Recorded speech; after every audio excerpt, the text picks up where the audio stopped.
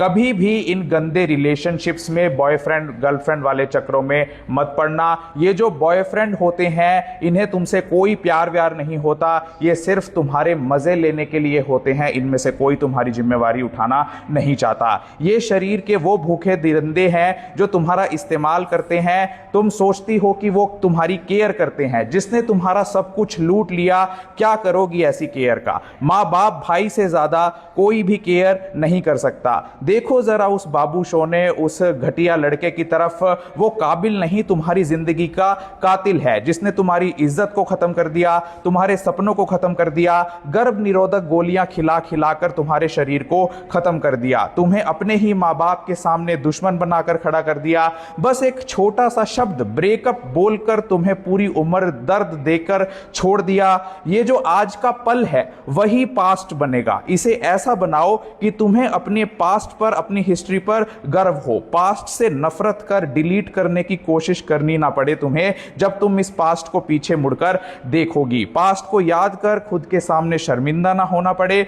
आज 10th class की, 8th class की बेटियां आजादी मांग रही हैं। किस चीज की आजादी? Mobile, WhatsApp, Snapchat, Facebook, Instagram पर अश्लील रील्स बनाने और रील्स देखने की आजादी। आज किसी भी ऐरे गहरे नत्थू खैरे के लड़के के चक्कर में पड़कर अपनी लाइफ को बर्बाद कर देने की और उसके हाथ की कठपुतली बनने की आजादी मांग रही है एक लड़की आजादी मांग रही है थाने में खड़े होने की, उसी बाप के खिलाफ, उसी भाई के खिलाफ जिसने तुम्हें अपनी बाइक, अपने स्कूटर, अपनी साइकिल पर बिठाकर तुम्हें स्कूल कॉलेज तक पहुंचाया और यह सोचा कि हां ये बेटी हमारे नाम को रोशन करेगी, घर के नाम को रोशन करेगी। सरकार ने नारा चलाया बेटी बचाओ बेटी पढ़ाओ का, क्या हम उस नारे को सार्थक कर रहे हैं? क्या हमें एक दिन ऐसा देखना पड़ेगा क्या कि जिस दिन हमें इस नारे पर भी शर्मिंदा होना पड़ेगा? लोग आज फिर से वो बातें करने लगे हैं कि बेटियों को घर से बाहर मत भेजो, बेटियों को आजादी मत दो। तुम्हें इतने सालों के बाद ये लड़ने की आजादी मिली है और उस आजादी का हम क्या यूज कर रहे हैं? फ्रीडम सिर्फ कम कपड़े पहनना नहीं है।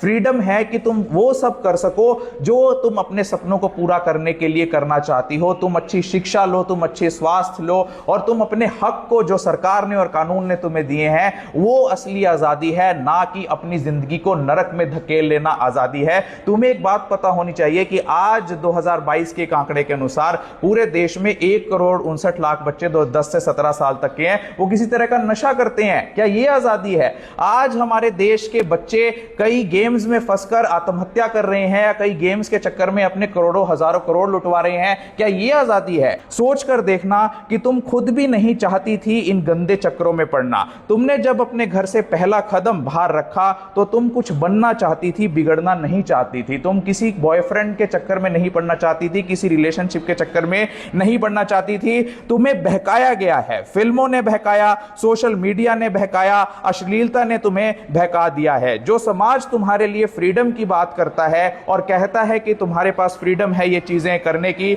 जरा ध्यान से देखना कि वो आदमी जो तुम्हें गंदी नजर से देखता है वो सिर्फ तुम्हारे लिए फ्रीडम की बात करता है, एक अनजान लड़की के लिए फ्रीडम की बात करता है। जब अपनी बहन और बेटी की बात आती है तो वो कहता है ये तो मेरे घर की इज्जत है। क्या तुम्हारे पापा तुम्हें घर से ये सिखाकर भेजते हैं स्कूल में या कॉलेज में कि तुम पढ़ने जाओ और साथ में बॉयफ्रेंड भी बनाओ? कितनी लड़कियों के फादर कहते हैं? क्या तुम्हारी मम्मी ये सिखाकर भेजती है कि तुम गंदे रिलेशंस बनाना, बॉयफ्रेंड बनाना, बेटी जितने बॉयफ्रेंड हो सके बनाना, यही तुम्हारी असली फ्रीडम है? कोई कहता है क्या तुम्हें?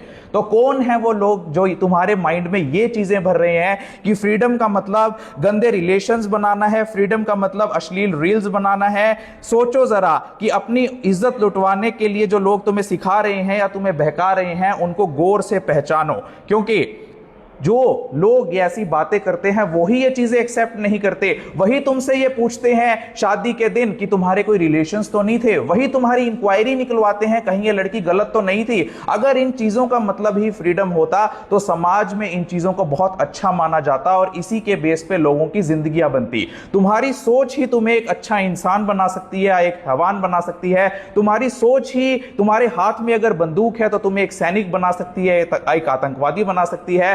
तुम्हारी सोच ही तुम्हें एक पीएन क्लास 4 बना सकती है और एक आईएएस ऑफिसर बना सकती है। तुम्हारी सोच ही तुम्हें एक अच्छी लड़की बना सकती है, घर का नाम डुबो देने वाली कुलक्षणी बना सकती है। यानी वो एक सोच, अगर तुमने जिस दिन से अपने दिमाग में वो अच्छी सोच पाल ली, उस दिन हम सब बेटियों का वो सपना जिसे हम लेकर चली थी, या जो सपना देखकर हमारे माँ बाप भाई ने हमें स्कूल भेजा था, वो सपना हम साकार कर पाएंगे। बहुत हो चुका ये बेशर्मी का खेल जो आज समाज में चल रहा है। अब दोबारा इंसान बनना होगा। होश में आ जाओ तो ठीक, वरना समाज खत्म होने की कगार पर है। फैसला तुम्हारा है। सोचो जरा, हमने आजादी का क्या मतलब निकाल लिया है और हमने अपना यूज करवा दिया है, सब कुछ लुटवा दिया है। क्या आज हम अच्छे इंसान हैं?